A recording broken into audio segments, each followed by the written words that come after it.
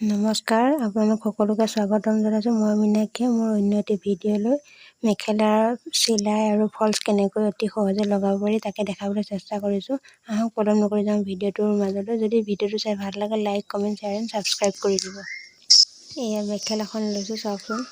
একেবাৰে সহজতে স্ক্ৰিপ্ট নকৰাকৈ চাই থাকক, তেতিয়া গম পাব। আৰু এই মেচিনটোত তলৰ ববিন কেছত কেনেকৈ সূতা লগায় তাকে দেখাইছোঁ, চাওকচোন। এই ৰিংটোত সোমোৱাই দি তাতে সেই ক্লিপটো লগাই দি